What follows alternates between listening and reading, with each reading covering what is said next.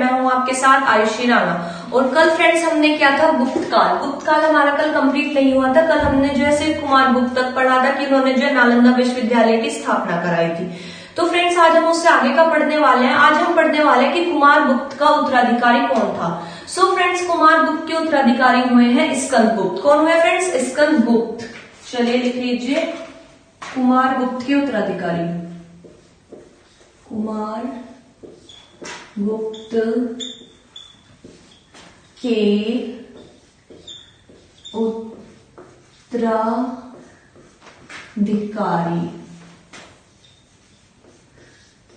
तो फ्रेंड्स वो हुए हैं स्कंदगुप्त।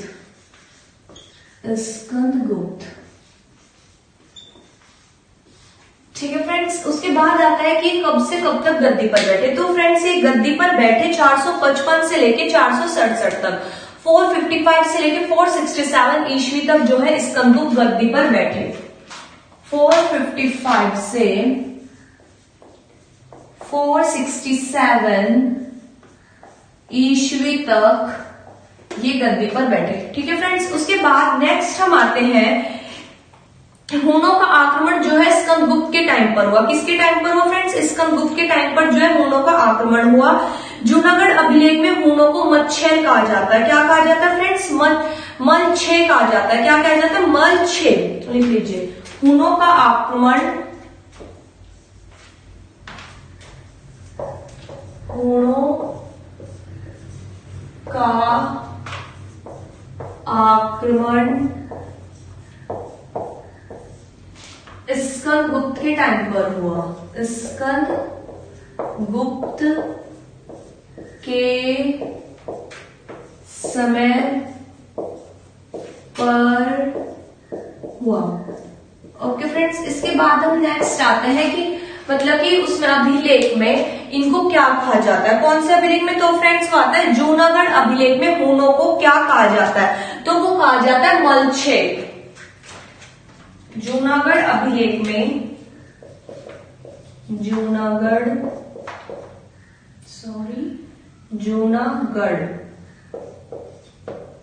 अभिलेख में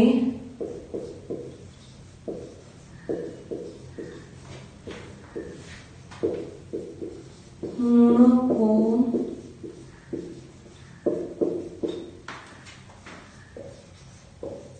मलच्छेद कहा जाता है।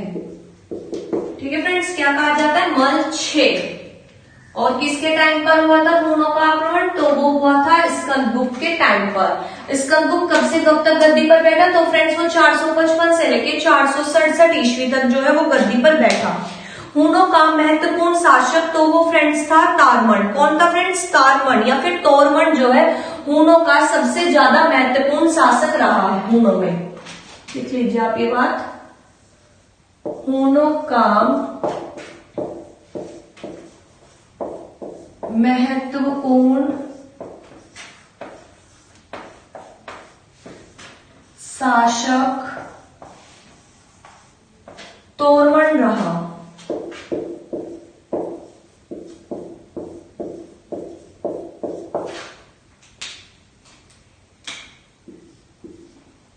कौन रहा है फ्रेंड्स? हूणों का जो महत्वपूर्ण शासक रहा है वो रहा है तोरमन। उसके बाद हम नेक्स्ट आते हैं, स्कंदगुप्त ने पर्णदत्त को सौराष्ट्र का गवर्नर नियुक्त किया। सौराष्ट्र का गवर्नर किसको नियुक्त किया? तो स्कंदगुप्त ने सौराष्ट्र का गवर्नर जो फ्रेंड्स वो पर्णदत्त को नियुक्त कीजिए। लिख लीजिए आप ये बात, इंपॉर्टेंट है ये बहुत। स्कंदगुप्त ने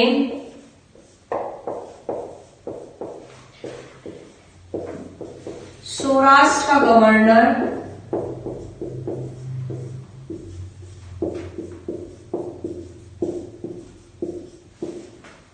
पर्णदत्त को नियुक्त किया।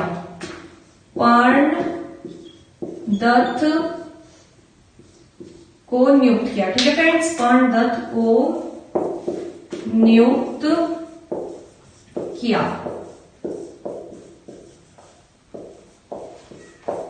ठीक है फ्रेंड्स, उसके बाद हम आते हैं स्कंदगुप्त ने जो है गिरनार पर्वत पर स्थित सुदर्शन झील का जो पुनः उद्धार करवाया।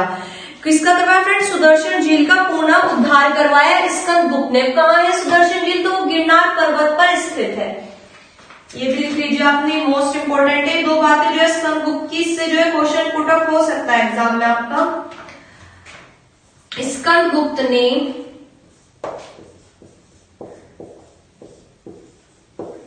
गिरनार पर्वत में स्थित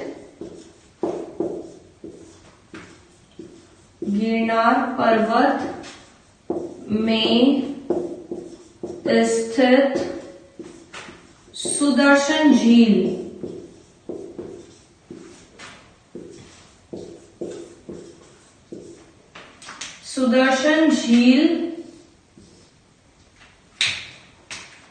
का पुनः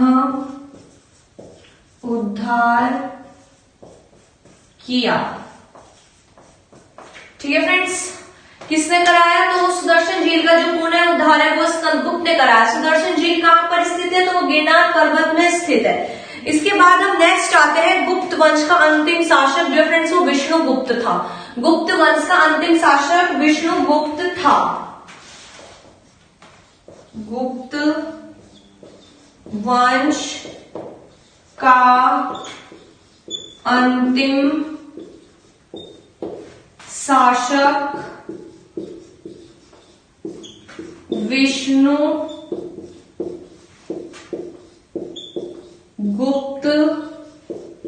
था। ठीक है फ्रेंड्स, एक बार आप इसको रिवाइज कर लीजिए, फिर आप इसका स्क्रीनशॉट ले लीजिएगा। जो गुप्त वंश का कुमार गुप्त का उत्तराधिकारी कौन रहा है? तो फ्रेंड्स वो रहा है स्कंदगुप्त। ये कब से कब तक गद्दी पर बैठा है? तो 455 से लेकर 467 ईस्वी तक ये गद्दी पर बैठा। उसके बाद नेक्स्ट आता है कि हुनों का आक्रमण जो है वो स्कंदगुप्त के टाइम पर हुआ। ठीक है फ्रेंड्स, उसके बाद नेक्स्ट आते हैं, जूनागढ़ अभिलेख में हुनों को जो है मलछे कहा गया है। और हुनों का जो सबसे महत्वपूर्ण या फिर सबसे शक्तिशाली शासक जो है वो तोरमन रहा। स्कंदगुप्त ने जो है सौराष्ट्र गवर्नर कर्णदत्त को नियुक्त किया।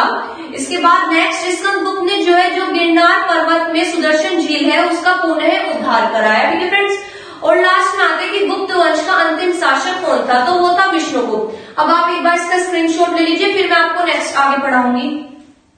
तो फ्रेंड नेक्स्ट हम आते हैं, गुप्त काल में पुलिस के अधिकारियों को या फिर कर्मचारियों को चाट एवं भाट कहा जाता था। ठीक है, लिख लीजिए आप ये बात। पुलिस कर्मचारियों को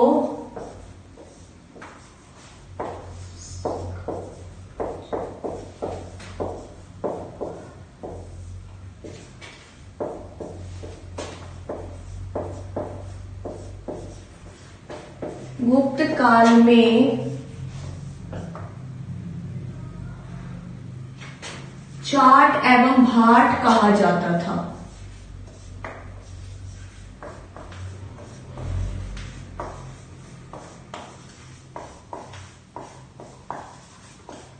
ठीक है फ्रेंड्स, इसके बाद हम नेक्स्ट आते हैं, सिंचाई के लिए रहट या घंटी तंत्र का प्रयोग किया जाता था। किसका? सिंचाई के लिए रहट या फिर घंटी तंत्र का प्रयोग किया जाता था। सिंचाई के लिए, तो फ्रेंड्स सिंचाई के लिए गुप्त काल में रहट या घंटी तंत्र का प्रयोग किया जाता था। घंटी तंत्र का प्रयोग किया जाता था।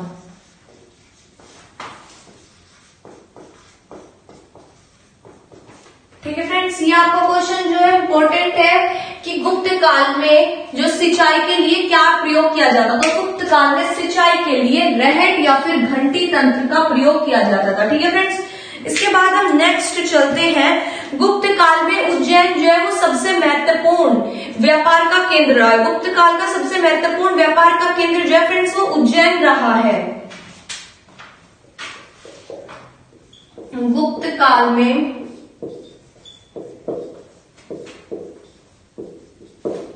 उज्जैन सबसे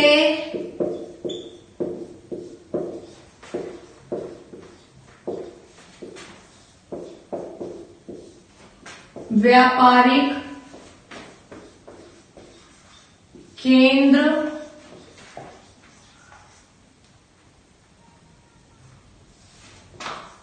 रहा है। ठीक है फ्रेंड्स, तो गुप्त काल में व्यापारिक का केंद्र कौन सा रहा है, तो वो रहा है उज्जैन। इसके बाद हम नेक्स्ट आते हैं, गुप्त राजाओं ने सर्वाधिक स्वर्ण मुद्रा जारी की जिसे दिनार कहा जाता है। सबसे ज्यादा जो स्वर्ण मुद्राएं है वो कौन से काल में चली, तो फ्रेंड्स वो चली गुप्त काल में, और इनको क्या कहा जाता था, इनको दिनार कहा जाता था। गुप्त काल में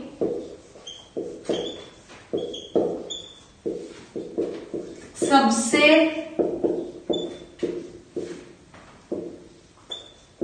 भारी या फिर ज्यादा स्वर्ण मुद्राएं चली,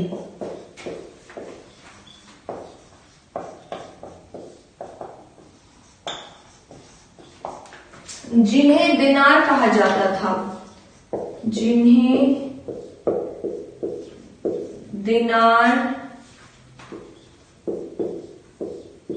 कहा जाता था। ठीक है फ्रेंड्स, इसके बाद हम नेक्स्ट आते हैं, गुप्त काल में चांदी के सिक्के को रुपया का कहा जाता था। क्या कहा जाता था फ्रेंड्स, रुपया का। गुप्त काल में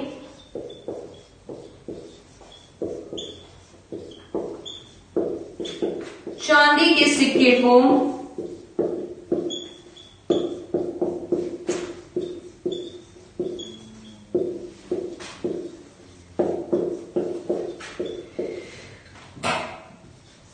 रुपया का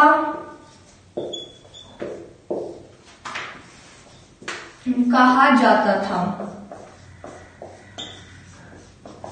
क्या कहा जाता था फ्रेंड्स, रुपया का कहा जाता था चांदी के सिक्के को। इसके बाद हम नेक्स्ट आते हैं, पहली बार सती होने का प्रमाण 510 ईस्वी में भानुगुप्त अभिलेख से मिला। भानुगुप्त के एरन अभिलेख से मिला सती होने का साक्ष्य। कौन से ईस्वी में, तो 510 ईस्वी में। गुप्त सम्राट वैष्णव धर्म के अनुयायी थे। जो भी गुप्त सम्राट हुए वो कौन से धर्म के अनुयायी थे, तो फ्रेंड्स वो वैष्णव धर्म के अनुयायी थे। चलिए लिख लीजिए, सती होने का प्रमाण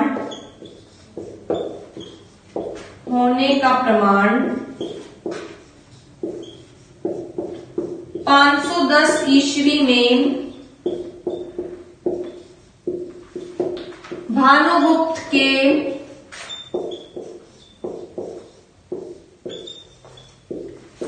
एरन अभिलेख से मिलता है।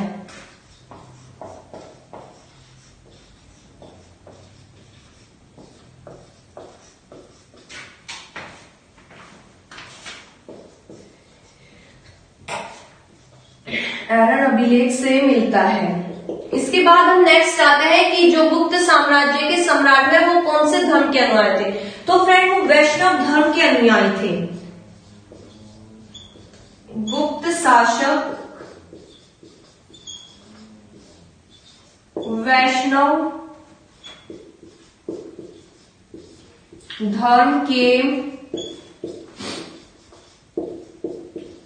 अनुयायी थे।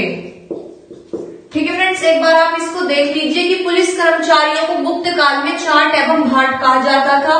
सिंचाई के लिए जो गुप्त शासक थे वो रहट या फिर घंटी तंत्र का प्रयोग करते थे। गुप्त काल में जो उज्जैन था वो व्यापार का मुख्य केंद्र रहा है। इसके बाद हम नेक्स्ट आते हैं, गुप्त काल में जो है सबसे ज्यादा या फिर सबसे भारी सोने की मुद्राएं जारी की गई, और सोने की मुद्राओं को जो है फ्रेंड्स वो दिनार कहा जाता था। गुप्त काल में चांदी के सिक्के को जो है फ्रेंड्स वो रुपया का कहा जाता था। इसके बाद सती होने के प्रमाण 510 ईस्वी में हमें भानुगुप्त के एरन अभिलेख से मिलते हैं। और जो गुप्त साम्राज्य के जितने भी शासक हुए वो फ्रेंड्स वो वैष्णव धर्म के अनुयायी थे। ठीक है फ्रेंड्स, आप एक बार इसका स्क्रीनशॉट ले लीजिए, फिर उसके बाद हम नेक्स्ट आगे पढ़ेंगे। फ्रेंड्स, हम नेक्स्ट आते हैं, जो गरुड़ है वो गुप्त राज्य का राष्ट्रीय चिन्ह है। गरुड़ क्या फ्रेंड्स, राज्य चिन्ह था इसका, गुप्त साम्राज्य का।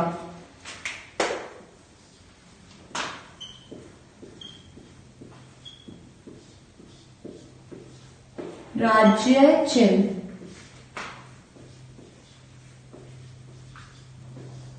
क्या था फ्रेंड्स? गरुड़ जो है गुप्त साम्राज्य का राज्य चिन्ह था। इसके बाद हम नेक्स्ट आते हैं, गुप्त काल में वस्त्र उद्योग सबसे महत्वपूर्ण उद्योग था।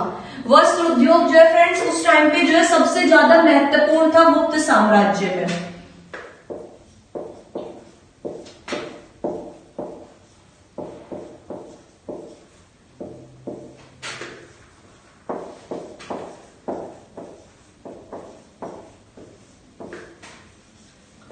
महत्वपूर्ण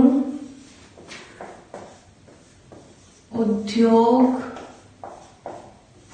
वस्त्र उद्योग था। वस्त्र उद्योग था।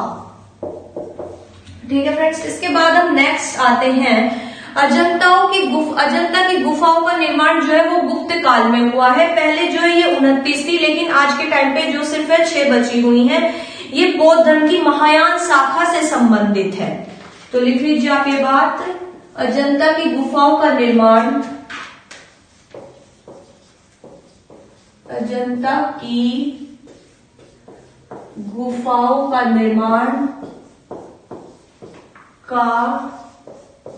निर्माण गुप्त काल में हुआ।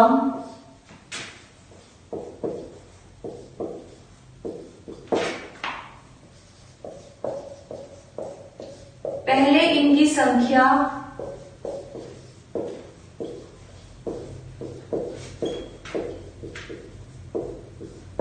29 थी, वर्तमान में सिर्फ 6 बची है। वर्तमान में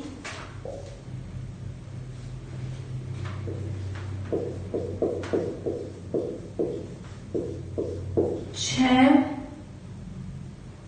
बची है। जो इनकी मतलब कि अजंता की गुफाएं जो है वो बौद्ध धर्म की महायान शाखा से संबंधित थी। अजंता की गुफाएं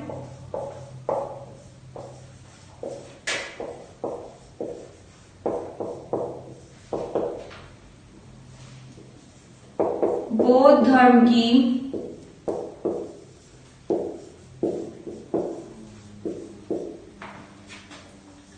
महायान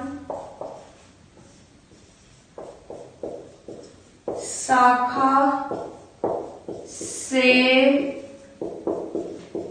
संबंधित थी। ठीक है फ्रेंड्स, इसके बाद हम नेक्स्ट आते हैं, बाघ की गुफा का निर्माण भी गुप्त काल में हुआ था। कौन सी गुफा का फ्रेंड्स? बाघ की गुफा का निर्माण भी गुप्त काल में हुआ था। बाघ की गुफा का निर्माण गुप्त काल में हुआ था। ठीक है फ्रेंड्स, इसके बाद हम नेक्स्ट चलिए चलते हैं, गुप्त राजाओं की शासकीय भाषा जो है वो संस्कृत थी। गुप्त काल में दास प्रथा भी थी। इनकी राजकीय भाषा कौन सी थी? तो फ्रेंड्स इनकी राजकीय भाषा थी संस्कृत। और जो है इस गुप्त काल में दास प्रथा का कोई लेना देना नहीं, मतलब एक दास प्रथा भी थी, सॉरी दास प्रथा भी जो है गुप्त काल में थी और इनकी भाषा जो है वो संस्कृत थी। लिख लीजिए आप ये बात, गुप्त काल की राजकीय भाषा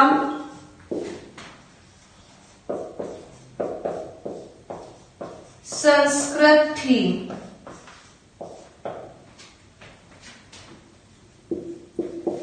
और दास प्रथा भी थी। गुप्त काल में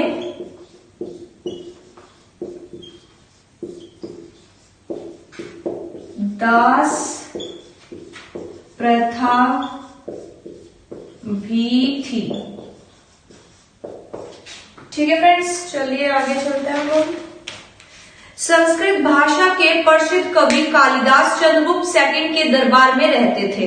ये मैंने कल आपको बताया भी था कि जो मतलब कि नवरत्न है वो चंद्रगुप्त सेकंड के दरबार में रहते थे, जिसमें जो है कई सारे महत्वपूर्ण मैंने आपको उनके नाम भी बताए थे, जैसे बेताल भद्र, धनवंतरी, कालिदास, अमर सिंह, वारानी, वारुची, शंकु, आर्यभट्ट और लास्ट था शनक। ये कल मैंने आपको नवरत्न जो है इसके पढ़ाए थे, तो ये मैंने आपको कल बता दिया था, आज लिखवाने का कोई फायदा नहीं है।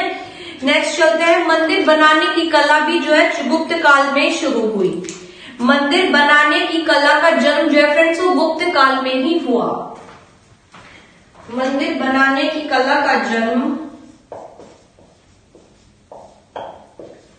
बनाने की कला का जन्म गुप्त काल में हुआ। ठीक है फ्रेंड्स, अब हम नेक्स्ट आते हैं, कालिदास द्वारा रचित अभिज्ञान शकुंतलम प्रथम भारतीय रचना है जिसका अनुवाद यूरोपीय भाषा में हुआ है।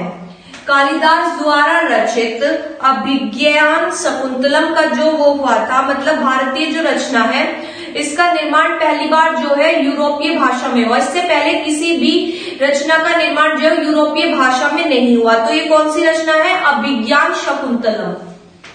यहां पे लिख लीजिए आप ये बात, कालिदास द्वारा रचित अभिज्ञान शकुंतलम।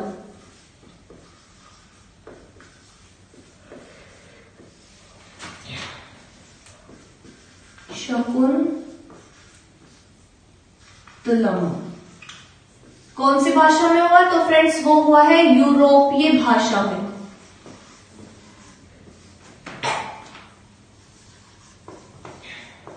यूरोपीय भाषा में जो है इसका अनुवाद हुआ था। इसके बाद नेक्स्ट आते हैं, ये लास्ट है कि सांस्कृतिक उपलब्धियों के कारण गुप्त काल को भारतीय इतिहास का स्वर्ण युग कहा जाता है। गुप्त काल को क्या कहा जाता है फ्रेंड्स? भारतीय इतिहास का स्वर्ण युग। भारतीय इतिहास का स्वर्ण युग किसको कहा जाता है? तो फ्रेंड्स वो भारतीय इतिहास का स्वर्ण युग जो है वो गुप्त काल को कहा जाता है। तो आप ये लोग एक बार रिवाइज कर लीजिए, फिर इसके बाद जो है हमारी जो है गुप्त साम्राज्य कंप्लीट हो जाएगा। ठीक है फ्रेंड्स, गरुड़ जो है वो राजकीय चिन्ह है गुप्त साम्राज्य का। गुप्त साम्राज्य का सबसे महत्वपूर्ण उद्योग जो है फ्रेंड्स वो वस्त्र उद्योग रहा है। अजंता की गुफाओं का निर्माण गुप्त काल में हुआ था। पहले इनकी संख्या 29 थी, लेकिन अब जो है सिर्फ 6 बची हुई है। अजंता की जो गुफाएं बौद्ध धर्म की महायान शाखा से संबंधित रही है। बाघ की गुफा का निर्माण भी गुप्त काल में हुआ था। मंदिर बनाने की कला का जन्म भी फ्रेंड्स गुप्त काल में ही हुआ। गुप्त काल की राजकीय भाषा संस्कृत थी और गुप्त काल में दास प्रथा भी थी।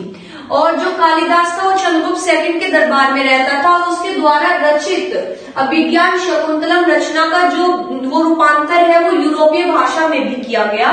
और भारतीय इतिहास का स्वर्ण युग जो है वो गुप्त काल को कहा जाता है। फ्रेंड्स आप एक बार इसका स्क्रीनशॉट ले लीजिए, और अगर आपको वीडियो पसंद आती है तो लाइक और सब्सक्राइब जरूर करेगा। Thank you.